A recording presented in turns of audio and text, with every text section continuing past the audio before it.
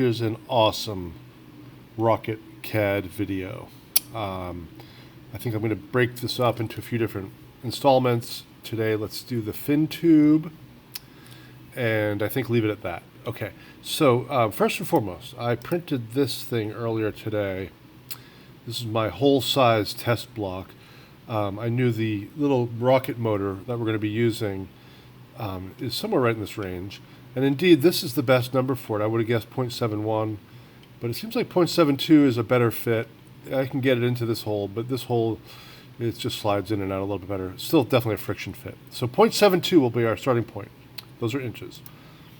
So that's what I'm going to start with. I'm going to look right at my top plane. I'm going to sketch on that top plane. I'm going to grab my circle tool. I'm going to grab a 0.7. I'm going to draw a 0.71 inch circle. Okay.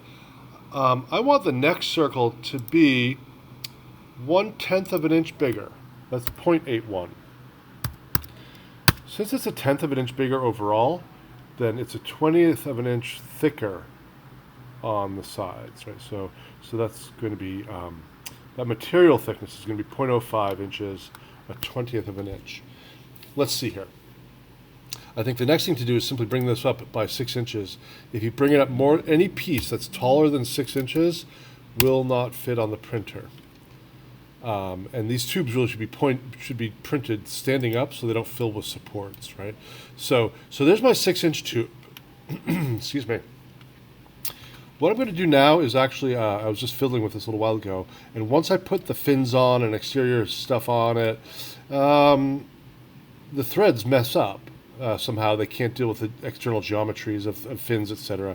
I'm going to start with the threads first, because when that little rocket motor pushes exhaust gases up the tube at the end of the flight to push out the parachute, if it's not held in place, it pushes itself right out the bottom, and the parachute doesn't deploy, and then your missile comes back to the ground without a parachute, and that's not what we want. Okay, let's just leave it there. So I'm going to grab my thread tool. I'm going to have to change the pitch to something like 0.05. Otherwise, it's going to cut right through this material.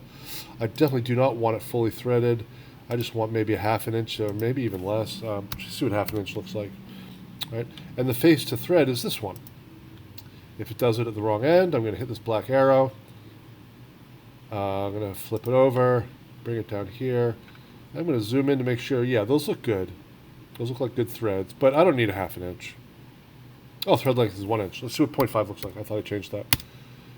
0.5, yeah, still too much. How about a 1/4 inch of threads with a pitch of 0.05 inches, and I'll make a cap later to screw onto that and hold the motor in place. Okay, so there's my first thing I want to do. The second thing I want to do is let's put a ring inside, right? So again, if this is just an empty uniform tube, if we ignite a little rocket motor, it's just going to shoot up the tube. So we have to put an engine block up there, and I've got one of these little motors right in front of me, and it's 2.75 inches long.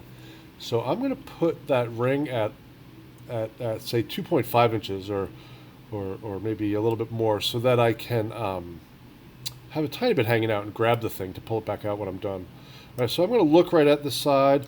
You know what I'm going to do? I'm going to start, and I'm going to introduce a new plane, an offset plane, and I'm going to put it at my target distance of, let me look at my ruler again.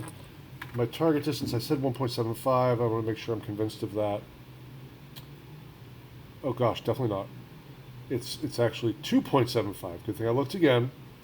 This ring is going to go 2.75 inches up, but why don't we leave a little hanging out? So 2.5 inches. I want this plane 2.5 inches up the tube. Okay, so I've got a new plane, and I'm going to go draw on my new plane. Plane, sketch. Plane 1, sketch. If I hit the letter N, I look right at it. Okay, now I'm drawing on my new plane. I'm going to zoom in so I can see stuff well, and I'm going to grab my circle tool, and I'm going to draw a circle that goes right into my tube geometry by, it doesn't matter, just a little bit, that much. Right, that's inside the tube geometry. And the next circle I'm going to draw is going to be just a little bit smaller, big enough so that it just takes up a little bit of space and keeps that motor from shooting up the tube about there. They're quite similar to each other. This is just a little smaller, right? So and the exact measurements don't matter. It just has to keep the motor from shooting up the tube. I'm going to extrude that. I'm going to see if I'm going the right direction. I want to go to the left with my extrusion, and that is because, oops, that's not what I meant to do. I want to go to my left with my extrusion, or up if I'm looking at it like this. Because if I extrude it down, it's going to take up space and push my little motor out farther. So, but not 1 inch. Gosh, like a quarter of an inch or an eighth of an inch. Just a little bit, just a little ring up inside there. And so let's take a look at what we've created. Yeah, there it is. You see that ring in there? That ring right there is what I just created. The little rocket motor will slide into this tube and then bonk against that and not be able to go any farther. That'll restrain it on that end. And then we'll restrain it on this end later by just making a cap with a big hole in it that screws into place, and we can just lock it into place like that. If you've got other plans for keeping your engine in place, your motor in place, that's fine, but this is a pretty easy solution. Now I'm going to go to my fins.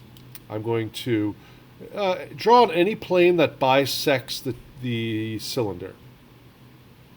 Okay, so gosh, I don't know, how just the front plane is fine. Front plane, and now I'm going to draw my fins. I'm going to sketch on my front plane. I'm going to grab, I don't know, this 3-point arc maybe. You can be creative with this. Do what you want. Again, I'm going to start barely inside. You don't want to start here. Your fin will be inside the tube. Literally, you'll see it. You want to start like right, but inside the geometry, just a little bit. And you can make them any shape you want. You can make them kooky or awesome or both, whatever. I'm going to anchor it to this line here, and then I can fiddle with it. What do I like? You know, that? No, I'm thinking more like this. Slight curvature. I think I'll grab a straight line tool. You can do whatever you want with these fins, but keep them, make them pretty big, and keep them thin. I don't know why I switched to tangent arc. I'm going to go back to 3-point arc. And I'm going to do a 3-point arc from here, I don't know, to about there.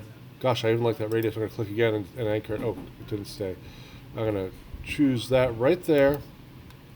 And I am now going to, I just have to close out that sketch with a line from point to point. Now it'll turn gray. That's a closed sketch. It's ready to extrude. I will extrude that fin. It defaults to 1 inch. Let's change it to 0.1. But please notice it's going 0.1 to the left. It's not centered. It started in the center, but it's off to the right. Sorry, the right. It started right here in the center and went 0.1 inches off to the right. I want it to be exactly centered, so that's actually really easy. There's a magic button right here, symmetric. That now it's still 0.1 inches thick, but it did 0.05 this way and 0.05 that way. That's a symmetric extrusion.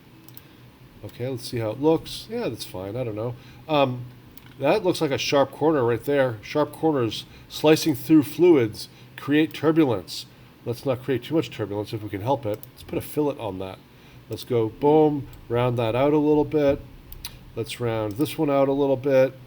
Let's, get this following edge, get the following edge as well. Get that guy. Other side. That arc and that little flat place there. Did I miss anything down here? It doesn't look like it. Looks pretty good. I think this last one will not work. Let's see. No, get rid of that. Yeah, boy. I think I just killed one that I wanted. Just the first one. Yeah, that's good. Back to where we were. Okay, don't do that last one. Don't do this one yet. Do it separately. Bang. I'm going to do one more fillet on this here. And that'll make it stronger. It'll sort of give it more plastic interface with the body. It won't just be a straight thing sticking right out. There's a little bit of a filled interface there. All right, so I did one fin.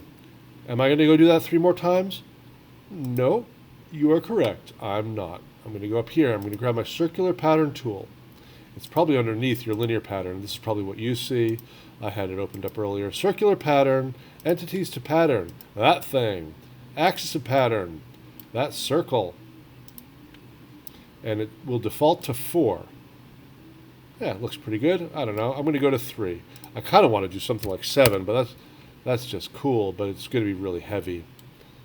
Right? That's kind of neat looking. But adding a lot of weight, and I don't think it's going to really help anything other than, help it look cool. So I'm actually going to go to 3. Nice and light, but plenty of stability. And I will now click there. Accept. This is starting to look like a model rocket. The only thing I want to do now is that launch lug. Okay, so what I'm going to do is I'm going to, you know what? I'm going to do the launch lug. Next video, I'm going to start with the launch lug, and then I'm going to go to the nose cone. And I think that's kind of it, really. And the reason is because I don't have that thing. I don't have the launch pad right next to me. I don't know the exact size to make it. But I'll just start with that in the next video. Right? But here's a good start. It's starting to look like a little bit like a rocket. You might want to. That material might be slightly thick. I'm not sure. We could probably bring that down a little bit. But you can always mess with numbers like this. You go back to your first sketch, and maybe this will be 0.76. Does that work? See what happens if we do that, not 0.81. Right, let's see what that looks like.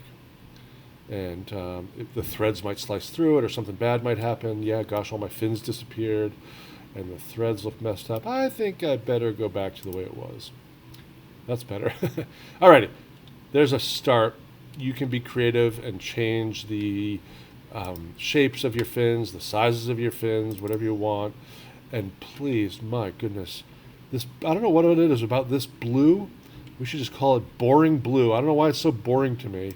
Like, that blue is a lot nicer. And what's about? Oh, I gotta hit the green check. I don't care about color. I'm just messing around with colors here. That's kind of there we go. Already that looks better. I'm gonna close this down. Good night. And right now, that's what I have. We made a nose cone in a Flash earlier as a demo. I'm going to do that in the next video. But this will get you started. A body and fin tube for your rocket. If you want it to be really tall, you can do another 6-inch section that fits into this one. Right? But I can't print anything standing up in that printer that's over 6 inches tall. So that's sort of a height constraint right there. But you can do multiple parts if you want to. I will stop talking. You're probably sound asleep by now. And if you are, well, sweet dreams. Otherwise, keep working on your rocket, and we will blast them off real soon. Right.